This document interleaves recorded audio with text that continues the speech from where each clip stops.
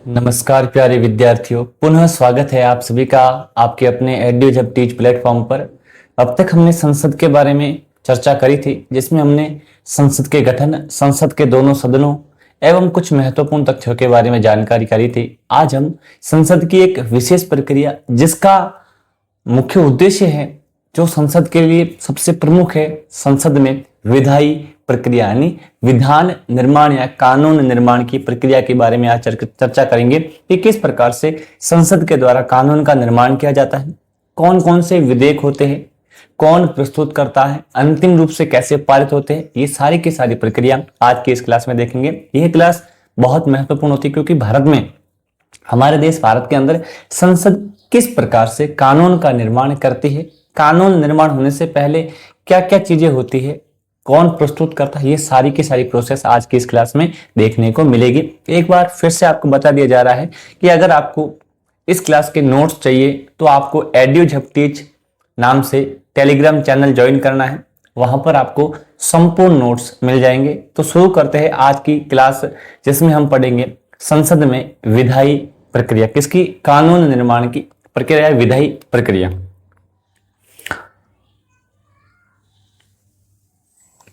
आज हम पढ़ रहे हैं संसद में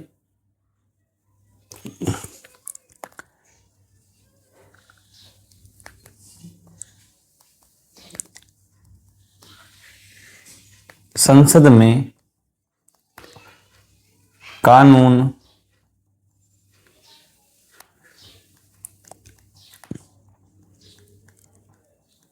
निर्माण की प्रक्रिया। आज हम पूरी की पूरी प्रोसेस पढ़ेंगे कि किस प्रकार से एक कानून का निर्माण होता है, उसकी पहले प्रक्रिया पढ़ेंगे। उसके बाद हम अनुच्छेद 107 में वर्णित विभिन्न प्रावधानों के बारे में देखेंगे कि कौन सा विधेयक लैप्स हो जाता है वो, और उसके बाद जो 3-4 प्रकार के हमारे अधिनियम लाए जाते हैं, विधेयक लाए जाते हैं, उनके बारे में शब्द से चर्चा करेंगे। सबसे पहले हम देखते हैं कि जब संसद कोई कानून निर्माण करती है, अधिनियम बनाती है, तो क्या वह अधिनियम के नाम से जाना जाता है या कानून ही होता है? जी नहीं विद्यार्थियों, जब संसद के द्वारा किसी भी कानून का निर्माण करना होता है तो उस कानून के निर्माण करने से पूर्व संसद के किसी भी सदन के द्वारा, चाहे लोकसभा हो चाहे राज्यसभा हो, उसके द्वारा एक विधेयक प्रस्तुत किया जाता है संबंधित सदन में, और दोनों सदनों की उसमें सहमति आवश्यक होती है। अंतिम रूप से जब राष्ट्रपति उस पर हस्ताक्षर करता है तब जाकर कानून का निर्माण होता है। मतलब यह है कि कानून जब संसद के अंदर प्रक्रियाधीन होता है तब उसे विधेयक कहा जाता है, जब अंतिम रूप से लागू हो जाता है तब उसे कानून या अधिनियम कहा जाता है। तो आपको ध्यान रखना है कि जो कानून निर्माण से पूर्व की जो अवस्था होती है उसे विधेयक कहा जाता है। ये आपको ध्यान रखना है। पहली बात, ये बात आपको ध्यान रखनी है, कानून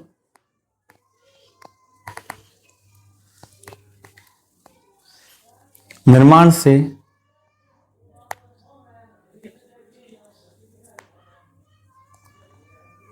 पूर्व की अवस्था, कानून निर्माण से पूर्व की अवस्था आपके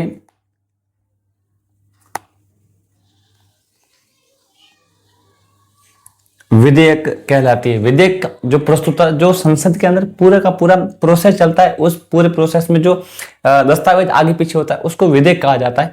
अब अगला आता है कि विधेयक कितने प्रकार के होते हैं और इसको प्रस्तुत करता कौन है। ठीक है, तो जो विधेयक होता है मंत्री या संसद के किसी भी सदस्य के द्वारा संसद में प्रस्तुत किया जा सकता है। अब अगला हम देखेंगे कि इसको प्रस्तुत करता कौन है। कानून निर्माण के लिए कोई ना कोई तो पहल करेगा, तो इसका प्रस्तुतिकरण हम देखते हैं। यह मंत्री या किसी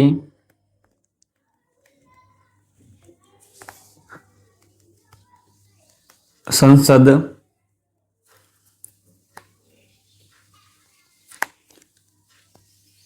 सदस्य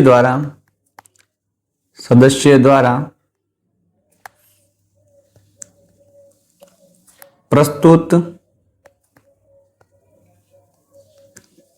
किया जाता है। आपको ध्यान रखना है जो संसद के अंदर विधेयक आता है ना कानून के लिए, तो वो या तो सरकार की तरफ से मंत्री या फिर कोई सदस्य, कोई दूसरा सदस्य भी विधेयक प्रस्तुत कर सकता है। अब अगली बात देखते हैं, ये विधेयक जो होते हैं कितने प्रकार के होते हैं, क्योंकि आपको जानना पड़ेगा। अगर मंत्री प्रस्तुत करें, जैसे सरकार की जो मंत्री परिषद है उसके द्वारा प्रस्तुत किया जाता है, तो उस विधेयक को क्या कहते हैं, उसका क्या प्रभाव होता है। और अगर मंत्री परिषद के अलावा अगर कोई सदस्य विधेयक को प्रस्तुत करता है उसको क्या बोलते हैं और उसकी क्या प्रोसेस होती है, अब हम उन दोनों के बारे में देखेंगे। तो विधेयक सामान्यतः दो प्रकार के होते हैं, ठीक है। पहले अब यहां पर हम देखेंगे विधेयक के प्रकार। विधेयक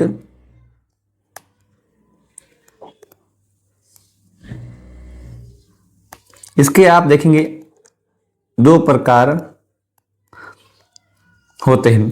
दो प्रकार कौन से, हम यहां पर देखेंगे इसको एक सारणी में तुलनात्मक अध्ययन करते हैं। पहला हम देखेंगे सरकारी विधेयक, दूसरा आएगा आपके गैर सरकारी विधेयक। तो आपके सामने एक सवाल तो ये बन गया कि जो विधेयक होता है वह कितने प्रकार का होता है। संसद में दो प्रकार के विधेयक प्रस्तुत हो सकते हैं, एक तो सरकारी विधेयक और दूसरा होता है आपके गैर सरकारी विधेयक। अब आता है सरकारी विधेयक संसद में कौन प्रस्तुत करता है। तो सरकारी विधेयक का मतलब होता है सरकार के द्वारा, सरकार किसकी होती है, मंत्री परिषद। सरकार का मुखिया होता है कौन, मंत्री परिषद। तो मंत्रियों के द्वारा संसद में प्रस्तुत विधेयक क्या कहलाता है, सरकारी विधेयक। तो पहली बात आपको इसमें ध्यान रखनी है, पहली बात हम क्या देखेंगे इसमें, किसी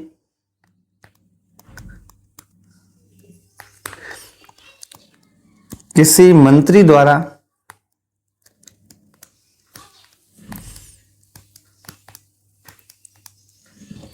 संसद में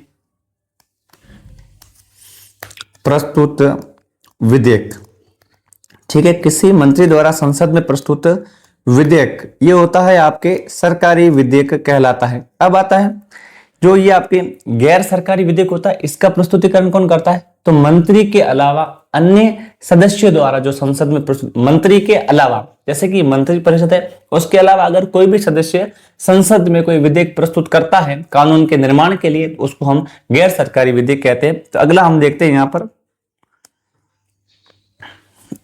नेक्स्ट है आपके किसी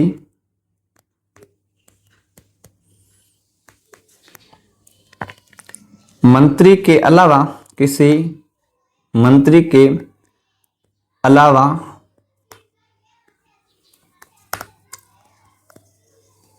सदस्य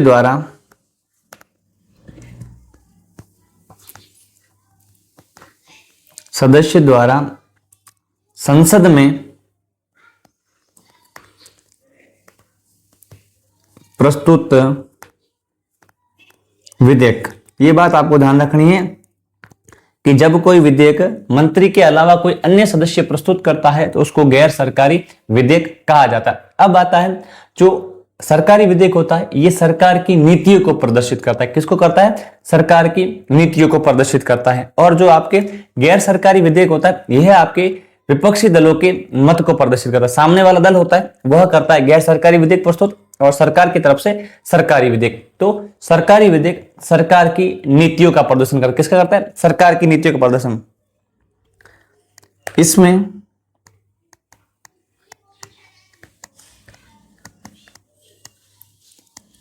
सरकार की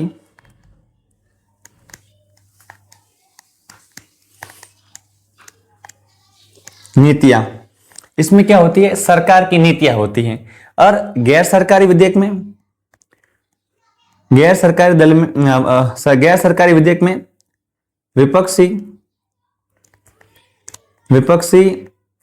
दल की या विपक्षी दल का मत। अब सामने वाला दल कौन सा मत प्रकट करता है वह अपने गैर सरकारी विधेयक के अंदर देखने को मिलता है। अब अगली बात आती है, यदि सरकारी विधेयक को संसद अस्वीकार कर लेती है तो सारी की सारी मंत्री परिषद या सरकार को इस्तीफा देना पड़ेगा, सारी की सारी मंत्री परिषद गिर जाएगी। और अगर गैर सरकारी विधेयक को, गैर सरकारी विधेयक को संसद स्वीकार नहीं करती है तो इस पर सरकार, इसका सरकार पर कोई प्रभाव नहीं पड़ता। तो दो बातें ध्यान रखनी है। अगर सरकारी विधेयक को संसद क्या करेगी, संसद द्वारा अस्वीकृत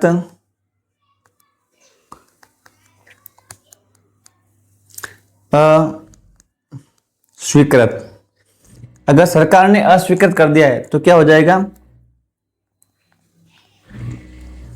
सरकार को इस्तीफा देना पड़ेगा, इस्तीफा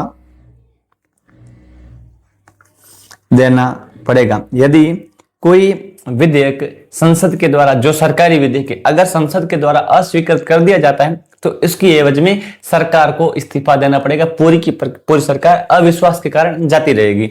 नेक्स्ट आएगा आपके गैर सरकारी, तो इसको अस्वीकृत करने पर सरकार पर कोई प्रभाव नहीं पड़ेगा। तो अगली बात इसमें ध्यान रखनी है आपको,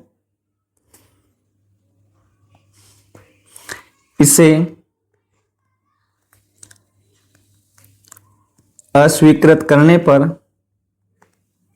इसे अस्वीकृत करने पर सरकार पर कोई प्रभाव नहीं, सरकार पर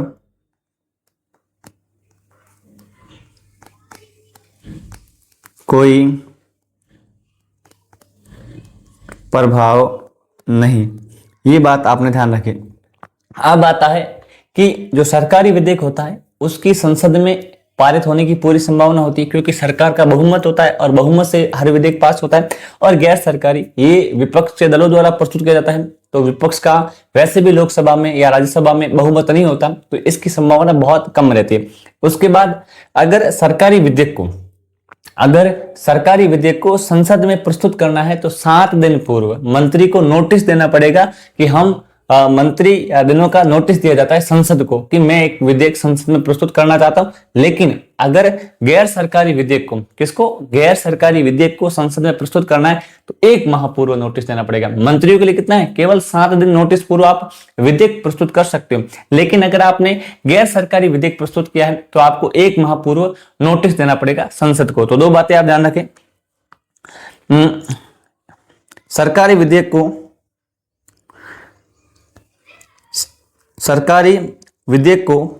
संसद में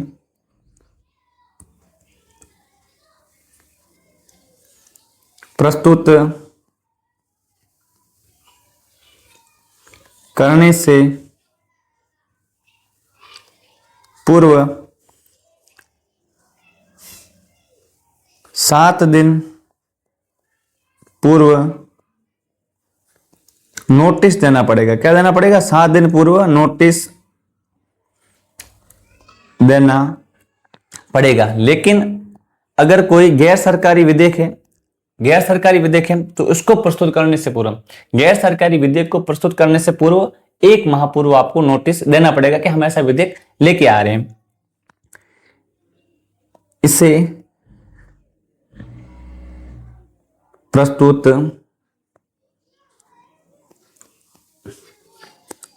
करने से पूर्व 1 माह पूर्व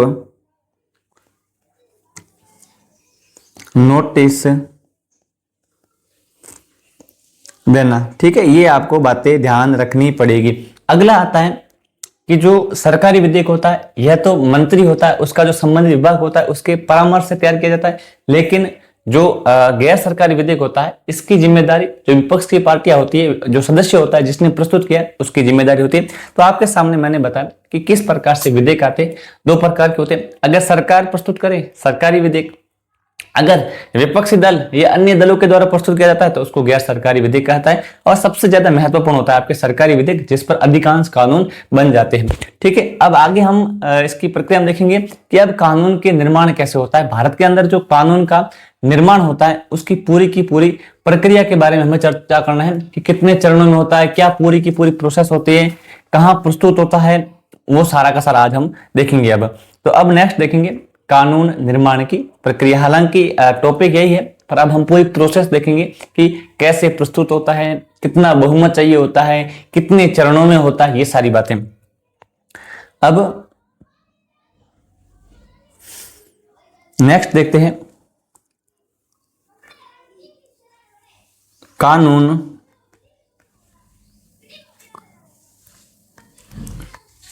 निर्माण की प्रक्रिया। अब हमें क्या देखनी है, पूरी की पूरी प्रोसेस देखनी है कानून के निर्माण की।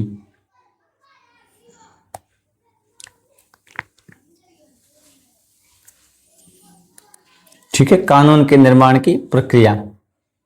अब आप बता सकते हैं कि कानून का निर्माण कैसे होता है, तो आप देखेंगे जब कानून का निर्माण शुरू होता है तो सबसे पहले संसद के सामने एक विधेयक प्रस्तुत किया जाता है। सर्वप्रथम विधेयक पेश कहाँ होता है, जिस सदन में प्रस्तुत होगा वहां पर। उसके लिए 7 दिन पूर्व उस सदन की अनुमति लेनी आवश्यक है।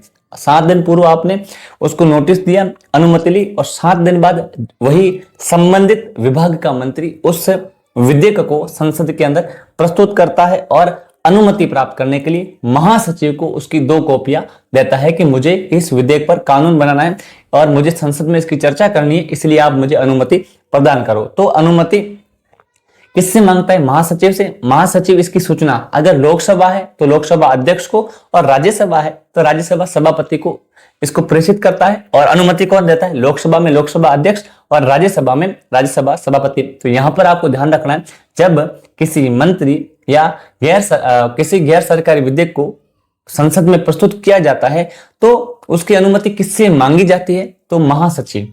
और अनुमति प्रदान करता कौन है, तो सभापति या अध्यक्ष। ये आपको बात ध्यान रखनी है। तो सबसे पहले कानून के निर्माण की प्रोसेस में क्या होता है, तो कानून के निर्माण की प्रोसेस में होता है सर्वप्रथम विधेयक को पेश करने हेतु सदन की अनुमति ली जाती है। सबसे पहले क्या होता है, पहली प्रोसेस नंबर फर्स्ट हम देखेंगे यहां पर। सर्वप्रथम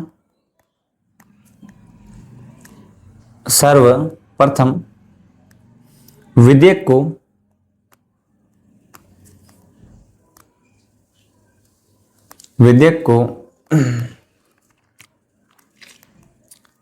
पेश करने हेतु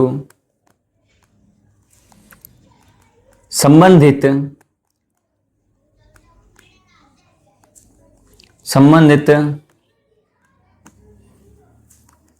सदन की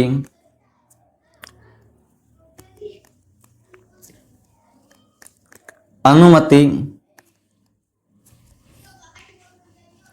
प्राप्त करने हेतु महासचिव को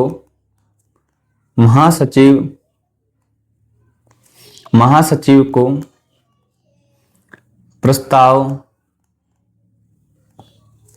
प्रस्तुत किया जाता है। तो सबसे पहले अगर हमें संसद में कोई कानून बनाना है तो हम उसका प्रस्ताव किसके पास भेजेंगे अनुमति के लिए, महासचिव के बाद। अब अगली बात हम देखते हैं, अनुमति देता कौन है। अनुमति प्रदान करने का काम किसका है, तो आप देखेंगे 2 है। लोकसभा की बात करें, अगर लोकसभा में विधेयक आया है तो लोकसभा अध्यक्ष। ठीक है, लोकसभा अध्यक्ष ये अनुमति देगा, अध्यक्ष। और अगर दूसरी बात राज्यसभा में सभापति। राज्यसभा का जो सभापति होता है, राज्यसभा का सभापति अनुमति प्रदान करता है। इस प्रकार से हमने देखा संसद में किसी भी कानून को पास करवाने के लिए, प्रस्तुत करने के लिए, बनाने के लिए हमें सबसे पहले महासचिव से अनुमति मांगनी होती है। इसकी 2 कॉपियां भेजनी होती है प्रस्ताव की। अब वो प्रस्ताव किसके पास जाएगा, लोकसभा है तो लोकसभा के अध्यक्ष के पास, अध्यक्ष अनुमति देगा। राज्यसभा है तो राज्यसभा का सभापति जाएगा और उसके पास अनुमति लेने जाएगा। अनुमति मिलने के पश्चात यहां पर क्या होगा, आपको ध्यान रखना है। यहां पर अनुमति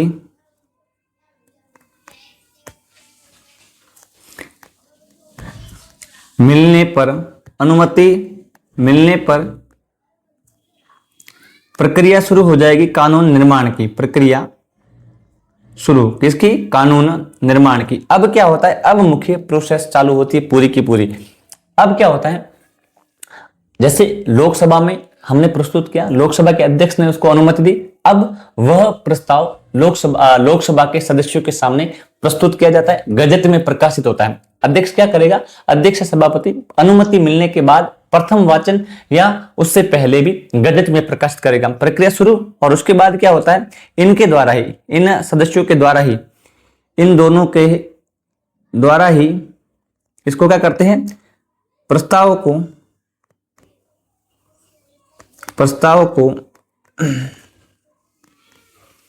गजट में प्रकाशित करवाया जाता है। ये बात आपको ध्यान रखनी। अब गजट में प्रकाशित हो गया, अध्यक्ष सभापति की अनुमति मिल गई। अब क्या होता है? अब मुख्य प्रक्रिया शुरू होती है। अब देखिए क्या होता है, जब अनुमति मिल जाती है तो संबंधित सदन में उस प्रस्ताव के 3 वाचन होते हैं। तो हम उन 3 वाचनों के बारे में चर्चा करेंगे। अब हम देखते हैं प्रथम सदन जहां पर प्रस्तुत हुआ, ठीक है ना, प्रथम सदन में जहां विधेयक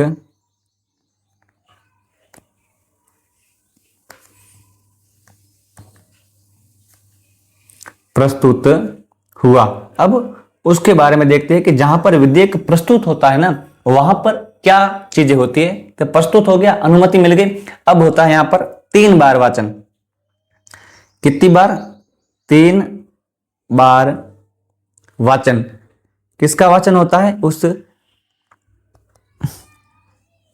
उस विधेयक का जो कि जिस पर कानून बनना है। अब क्या होता है, प्रथम वाचन के अंदर क्या होता है, अध्यक्ष द्वारा प्रस्ताव या विधेयक को सदस्यों के मतदान के लिए रखा जाता है और सभा में मौखिक मत के द्वारा उस प्रस्ताव को अनुमति दी जाती है और विधेयक द्वारा पुरस्थापन करना, यही होता है प्रथम वाचन। प्रथम वाचन में कोई लंबी प्रक्रिया नहीं है। अब हम देखते हैं इसका प्रथम वाचन, ठीक है। नंबर फर्स्ट, प्रथम सदन में प्रस्ताव का प्रथम वाचन। प्रथम वाचन में क्या होगा, आपको विशेष ध्यान रखना है। प्रथम वाचन में कुछ नहीं होता है, अध्यक्ष द्वारा जो मंत्री या सदस्य ने विधेयक प्रस्तुत किया है उस विधेयक को संबंधित सदन के सदस्यों के सामने मत के लिए रखा जाता है और सभी सदस्य अपने मौखिक मत से उस विधेयक को स्वीकृति देते हैं। स्वीकृति मिलने के बाद पहला वाचन समाप्त हो जाता है। अब वह लोकसभा या राज्यसभा में पूर्व स्थापित हो गया, अब उसकी प्रोसेस चालू होगी। तो प्रथम वाचन में क्या होगा, अध्यक्ष या सभापति द्वारा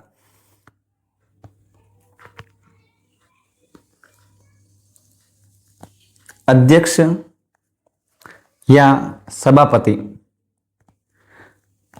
या सभापति द्वारा विधेयक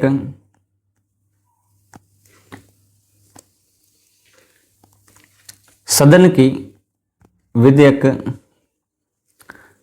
की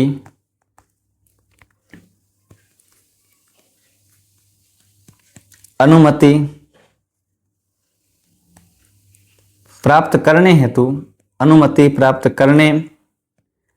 हेतु मतदान के लिए रखा जाता है। मतदान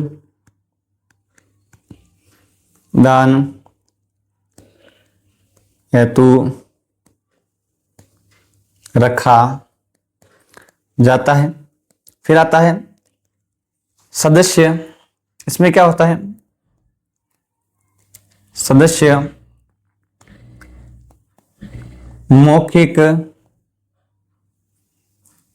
मौखिक मत द्वारा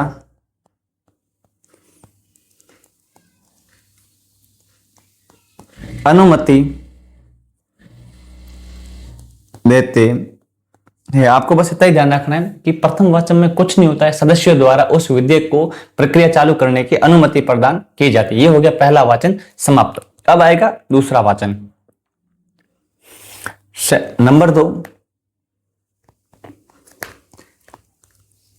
द्वितीय वाचन, दूसरा वाचन। अब ये बहुत महत्वपूर्ण प्रक्रिया है। कानून निर्माण के अंदर जो 3 वाचन होते हैं उसमें सबसे महत्वपूर्ण, अति महत्वपूर्ण माना जाता है आपके द्वितीय वाचन को। क्यों होता है? क्योंकि इस वाचन के दौरान संपूर्ण विधेयक को बारीकी से जांचा जाता है। पहली बात तो ये महत्वपूर्ण क्यों है, आपको ये ध्यान रखना है, इसमें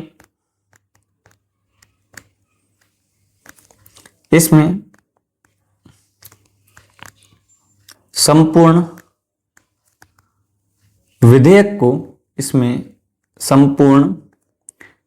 विधेयक को बारीकी से जांचा जाता है। आपको ध्यान रखना है कि संसद के कौन से वाचन के दौरान किसी विधेयक को बारीकी से जांचा जाता है, उसकी एक एक मद को, एक एक अनुच्छेद को, एक एक धारा को धारा प्रभार अध्ययन किया जाता है, वो होता है आपके दूसरा वाचन। नेक्स्ट हम देखेंगे इसमें क्या होता है, दो प्रक्रम होते हैं, यानी दो प्रकार की प्रोसेस होती है। दो प्रोसेस का मतलब होता है कि दो चरणों में, द्वितीय वाचन में भी ये दो चरण गुजरता है, दो प्रक्रम होते हैं। तो द्वितीय वाचन के कितने प्रक्रम? दो प्रक्रम। यहां विधेयक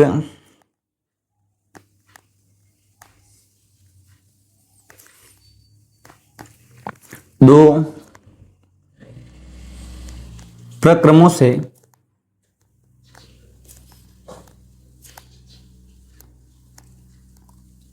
गुजरता है। यहां विधेयक क्या होता है? दो प्रक्रमों से। अब देखेंगे हम प्रथम प्रक्रम, ठीक है। सबसे पहले हम देखेंगे इसमें प्रथम प्रक्रम।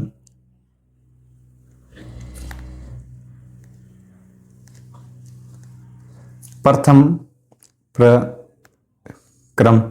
अब प्रथम प्रक्रम में क्या होता है, एक तो होती है विधेयक पर सामान्य चर्चा होती है, और दूसरा होता है इसकी जांच के लिए संबंध सदन द्वारा प्रवर समिति, और अगर दोनों सदन मिलकर करते हैं तो संयुक्त समिति का गठन करते हैं, ताकि विधेयक की आसानी से और बारीकी से जांच हो सके। तो इसमें क्या होता है, पहली बात होती है विधेयक पर सामान्य चर्चा होती है। सबसे पहले विधेयक पर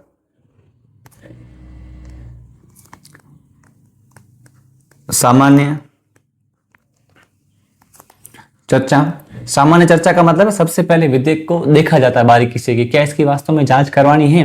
फिर क्या होता है, फिर होता है जांच हेतु प्रवर समिति, अगर अकेला सदन है, या फिर संयुक्त समिति अगर दोनों सदन मिलकर जांच करे, संयुक्त समिति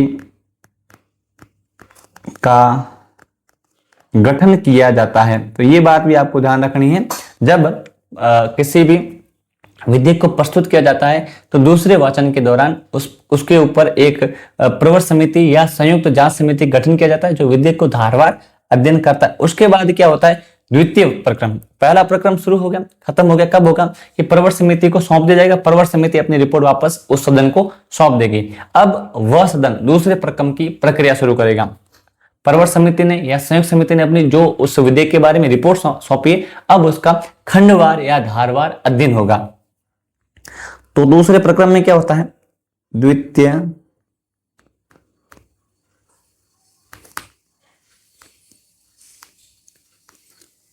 प्रक्रम। इसमें क्या होता है, विधेयक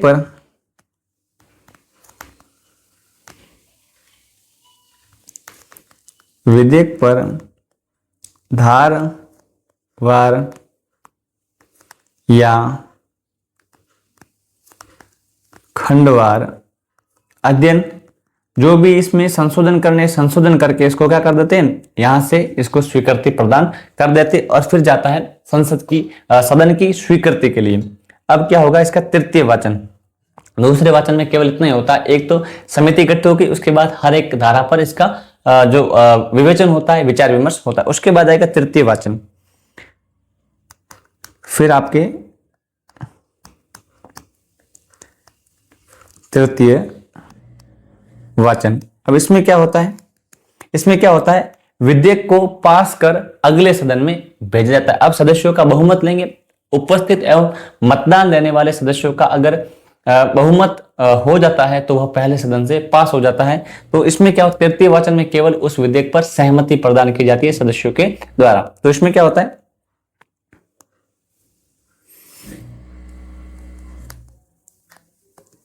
सदन के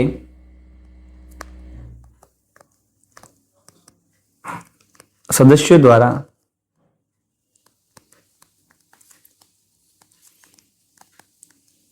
पास करके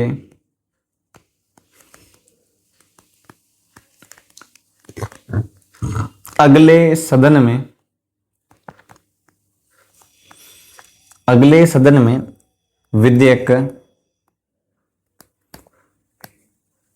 विधेयक प्रेषित। बस पहले सदन से पास होने के बाद वह विधेयक कहां चला जाता है? दूसरे सदन में। अब देखते हैं कि दूसरे सदन में क्या होता है, सारी की सारी बातें देखेंगे।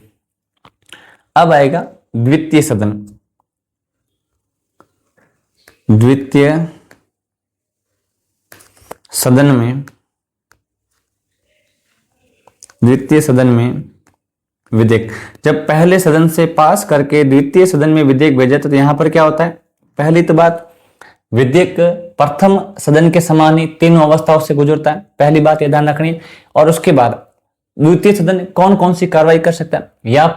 या तो वह उस विधेयक को पूरी तरह स्वीकार कर सकता है, दूसरी बात या तो उसी रूप में उसको पारित कर दे। अगर जैसा एक सदन ने विधेयक को पारित किया उसी रूप में अगर दूसरा सदन भी पारित कर देता है तो वह विधेयक राष्ट्रपति के पास हस्ताक्षर के लिए जाएगा। दूसरी बात, अगर दूसरा सदन उस विधेयक पर किसी भी प्रकार का संशोधन सुझाता है, संशोधन के साथ पारित करता है, तो वह विधेयक वापस पहले सदन के पास चला जाएगा। और अगर पहला सदन उस संशोधनों को स्वीकार कर लेता है तो विधेयक दोनों सदनों से पास होकर राष्ट्रपति के पास चला जाएगा। और अगर पहला सदन उन संशोधनों को स्वीकार नहीं करता तो दोनों सदनों के मध्य क्या हो जाती है? अस्वीकृति हो जाती है। और यह अस्वीकृति 6 माह तक चलती है। तो दोनों सदनों की राष्ट्रपति के द्वारा संयुक्त बैठक बुलाई जाती है। यह बात आपको ध्यान रखनी। अब हम आगे देखते हैं द्वितीय सदन में क्या होता है। प्रथम सदन के समान तीनों अवस्थाओं से गुजरता है दूसरे सदन में। पहली बात आपको ध्यान रखनी, यहां पर भी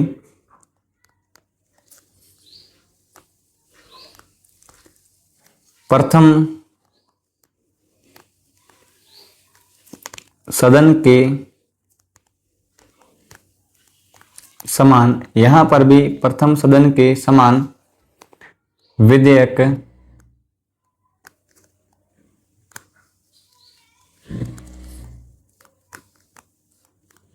तीनों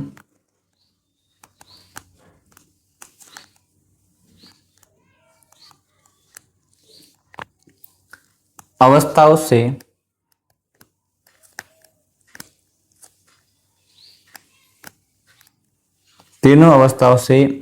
गुजरता है। अब गुजर गया। अब तीसरे वाचन के दौरान अब इसमें क्या क्या कार्रवाई हो सकती है कि यह निम्न कार्रवाई कर सकता है। दूसरा सदन कौन कौन सी कार्रवाई कर सकता है, अब उनके बारे में देखते हैं। यह यानी दूसरा सदन यह निम्न कार्रवाई कर सकता है विधेयक पर। यह निम्न कार्यवाही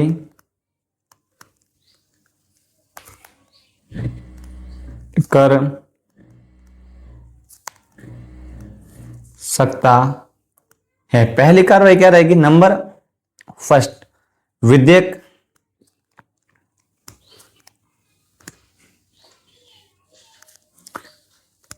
पूर्णतः अस्वीकार कर सकता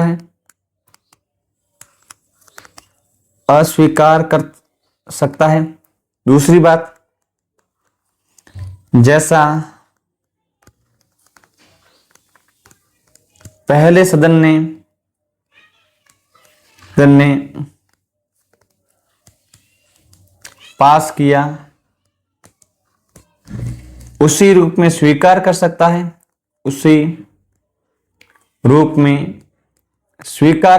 अगर उसी रूप में स्वीकार किया तो दोनों सदनों से क्या माना जाएगा? पारित माना जाएगा। और फिर क्या आएगा? यहां से क्या चला जाएगा? तो यहां से यह चला जाएगा राष्ट्रपति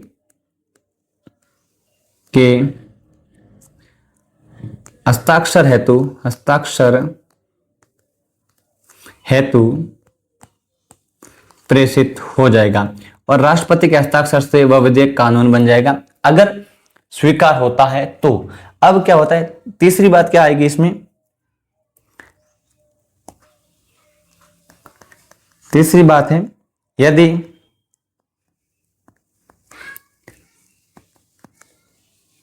संशोधन सहित पारित कर दे, यदि संशोधन सहित पारित, तो क्या होगा, पुनः प्रथम सदन को प्रेषित। यदि दूसरा सदन उस विधेयक पर किसी भी प्रकार का संशोधन करके उसको पारित करता है तो वह विधेयक राष्ट्रपति के पास न जाकर वापस पहले सदन की सहमति के लिए जाता है। और अगर अगर ऐसी कंडीशन में क्या होता है, यदि, अब यहां पर क्या करते हैं, यदि प्रथम सदन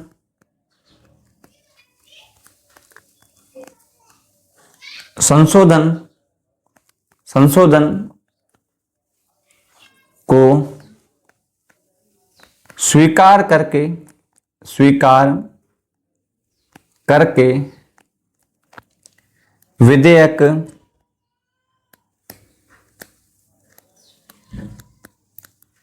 पास कर दे, तो सेम की सेम बात आएगी, विधेयक कहां जाएगा, राष्ट्रपति के पास, क्योंकि दोनों सदनों से क्या माना जाएगा, राष्ट्रपति के पास जाएगा हस्ताक्षर के लिए, दोनों सदनों से पास हो गए।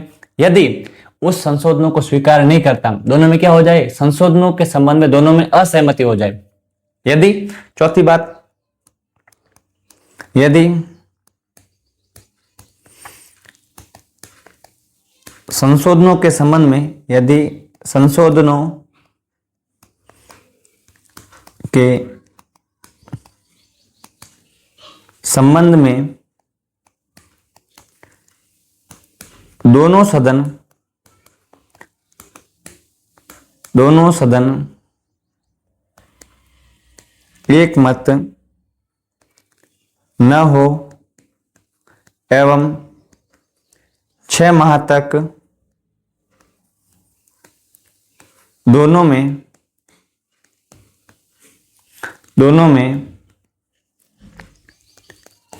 गतिरोध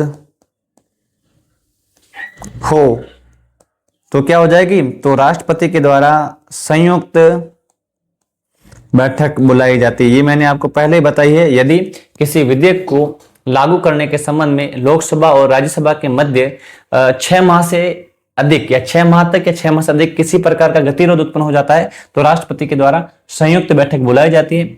उस संयुक्त बैठक का अध्यक्ष लोकसभा का अध्यक्ष होता है और फिर दोनों सदनों के उपस्थित एवं मत देने वाले सदस्यों के बहुमत से उस विधेयक को पास किया जाता है और फिर उसको राष्ट्रपति के पास हस्तांतरित होगा।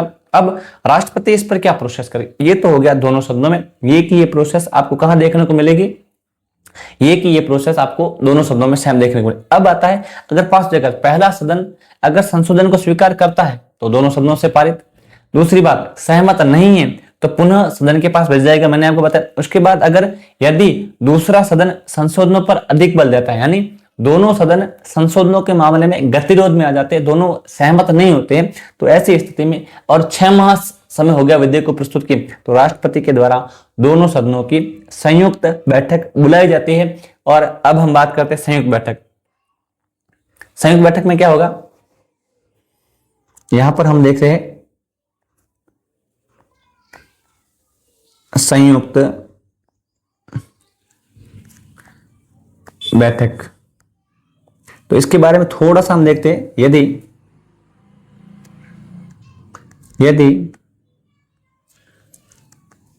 किसी विधेयक आपको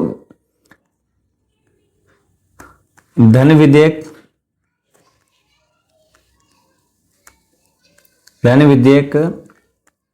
एवं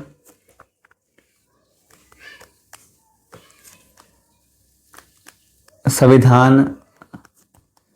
संशोधन विधेयक को छोड़कर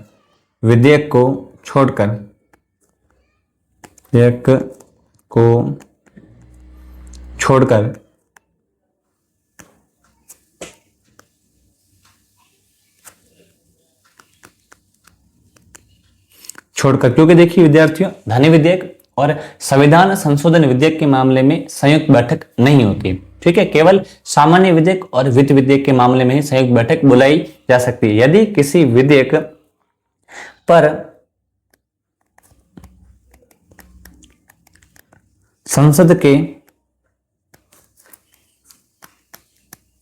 दोनों सदनों के मध्य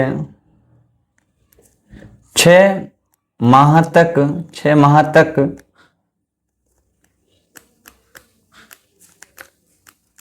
गतिरोध उत्पन्न हो जाने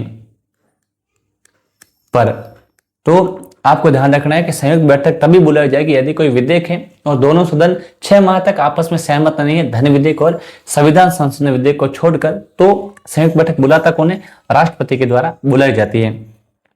तो अगली बात ध्यान रखनी है, राष्ट्रपति बुलाता है किसको? संयुक्त बैठक को राष्ट्रपति बुलाएगा। अगली बात, इसकी अध्यक्षता कौन करता है?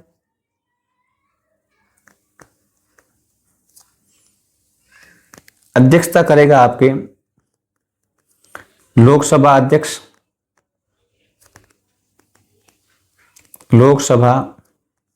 अध्यक्ष। अब आता है संयुक्त बैठक में पास कैसे होगा? जब दोनों सदनों के उपस्थित एवं मत देने वाले सदस्यों का बहुमत से अगर वो विधेयक पारित हो जाता है तो दोनों सदनों से विधेयक पारित माना जाएगा। अब क्या होगा? यदि, हमें ध्यान रखना, यदि संयुक्त बैठक में यदि संयुक्त बैठक में कोई विधेयक, यदि संयुक्त बैठक में कोई विधेयक उपस्थित एवं मत देने वाले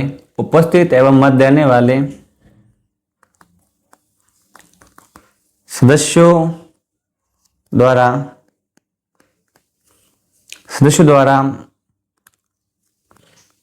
बहुमत से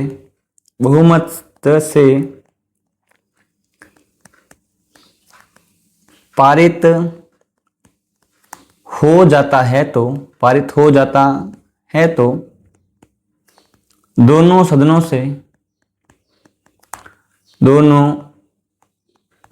से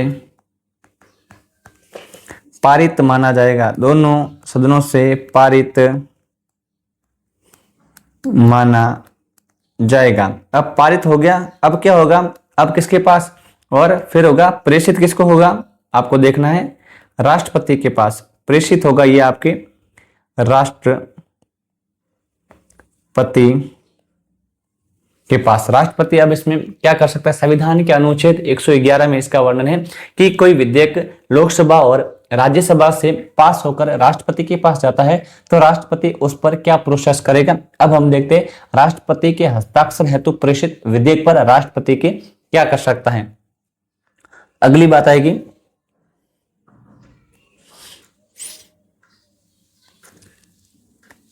राष्ट्रपति के पास प्रेषित विधेयक, और इसमें हमें देखनी है, क्या देखनी है? राष्ट्रपति की प्रतिक्रिया। राष्ट्रपति क्या कर सकता है? तो राष्ट्रपति इसमें 3 प्रकार की प्रतिक्रिया कर सकता है। कौन कौन सी आप देखेंगे इसमें? पहली प्रतिक्रिया क्या आएगी? या तो अपनी सहमति दे देगा, या तो उसने अपनी सहमति दे दी, या उसको क्या कर देगा? असहमति कर सकता है, मना कर सकता है, और तीसरा काम कर सकता है, उसको वापस पुनर्विचार के लिए इसको पुनर्विचार हेतु भेज सकता है। पुनर्विचार हेतु अगर राष्ट्रपति को कुछ गड़बड़ दिखती है तो पुनर्विचार हेतु वापस उसी सदन में भेज सकता है जहां से विधेयक आया है। इस प्रकार से भारत के अंदर क्या होती है, ये पूरी की पूरी प्रोसेस कानून निर्माण की। अब देखते हैं अब देखते हैं यहां पर क्या आएगा। राष्ट्रपति का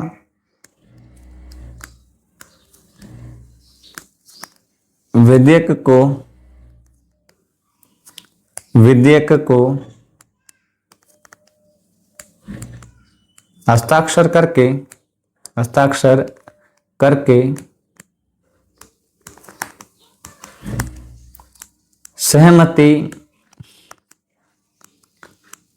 प्रदान करना। अगर सहमति प्रदान करता है तो जो ये विधेयक है ना, ये विधेयक क्या हो जाएगा आपके, ये विधेयक आपके विधेयक कानून या इसको कहते हैं अधिनियम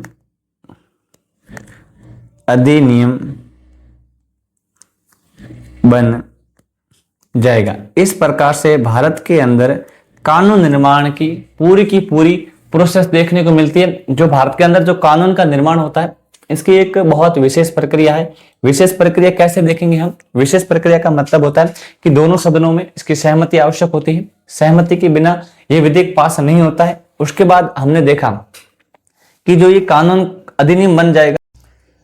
अब हम एक ऐसी प्रोसेस देखेंगे। हमने अब तक कानून निर्माण की प्रक्रिया देखी, अब हम देखेंगे कि इसके अलावा कानून निर्माण में कुछ महत्वपूर्ण बातें क्या क्या है, कुछ महत्वपूर्ण बातें हैं, अब उनके बारे में हम चर्चा करेंगे। तो कानून निर्माण की प्रक्रिया में महत्वपूर्ण तथ्य नेक्स्ट देखते हैं। महत्वपूर्ण तथ्य, ठीक है। पहला तथ्य क्या होगा, सबसे फर्स्ट आएगा भाई, धन विधेयक और वित्त विधेयक के अलावा कोई भी विधेयक संसद के किसी भी सदन में प्रस्तुत किया जा सकता है। विद्यार्थियों, आप ध्यान रखें कि धन विधेयक और वित्त विधेयक केवल लोकसभा में ही प्रस्तुत किया जा सकता है, राज्यसभा में प्रस्तुत नहीं होता। तो धन विधेयक और वित्त विधेयक के अलावा कोई भी विधेयक संसद के किसी भी सदन में प्रस्तुत किया जा सकता है। धन विधेयक और वित्त विधेयक केवल लोकसभा में प्रस्तुत होगा। पहली बात तो आपको ध्यान रखनी है। पहली बात क्या है, धन विधेयक एवं वित्त विधेयक के अलावा वित्त विधेयक के अलावा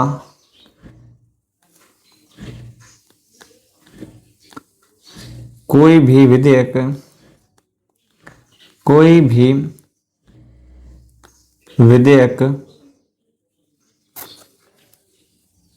संसद के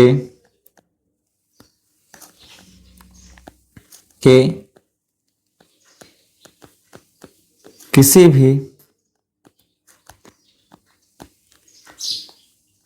सदन में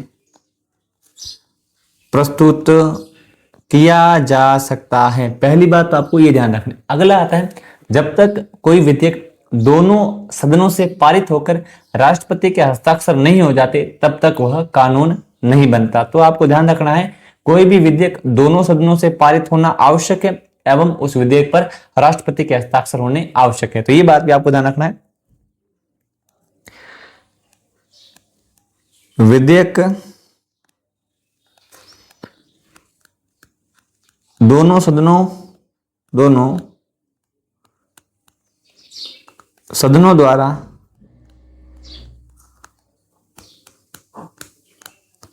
पारित होने पर ही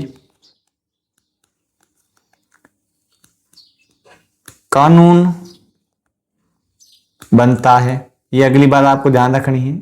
उसके बाद नेक्स्ट क्या आएगा, नेक्स्ट बात आती है कि संसद के सदनों का सत्रावसान होने पर व्यापकता नहीं होता। अगर कोई विधेयक लाया गया है और उसके बाद संसद के किसी भी सदन का सत्र अवसान हो गया है या सत्र खत्म हो गया है तो वह विधेयक लैप्स नहीं होता, वह व्यपगत नहीं होता, वह विधेयक अभी भी रहता है। नेक्स्ट सत्र में उसकी जांच होती है, उस पर विचार विमर्श होता है। तो अगली बात ध्यान रखनी है,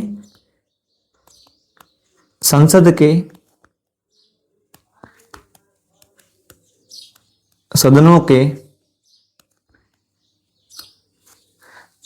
सदनों में सत्रावसान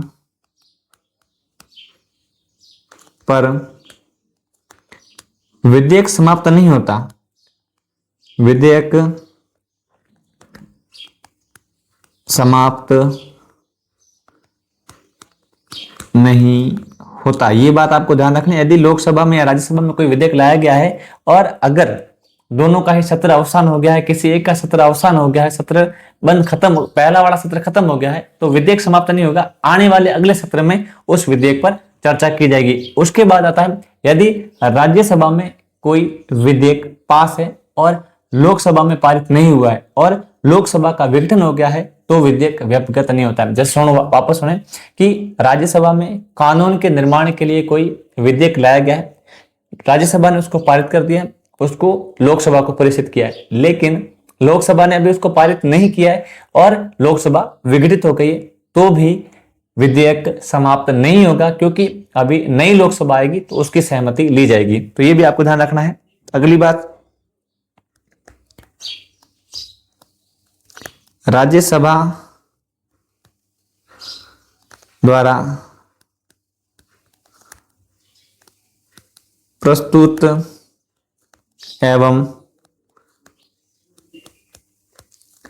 पारित विधेयक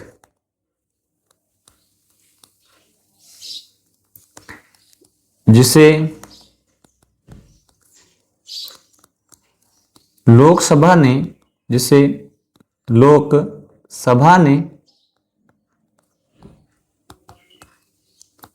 अब तक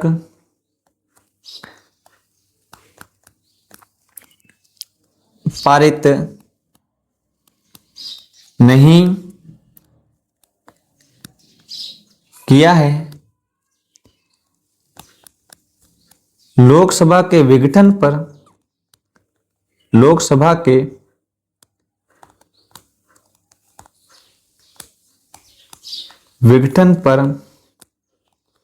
समाप्त नहीं होगा।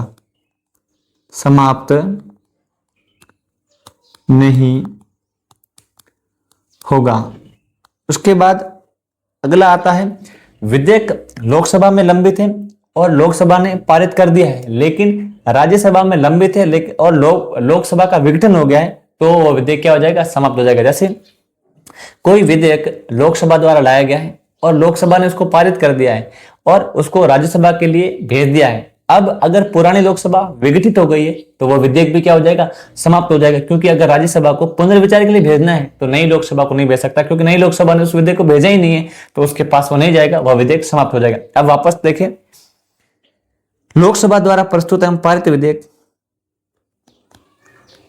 लोकसभा द्वारा प्रस्तुत एवं पारित विधेयक जिसे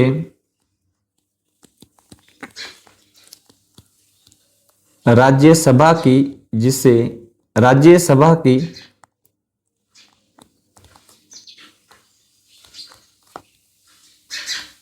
स्वीकृति हेतु भेजा है, लोकसभा के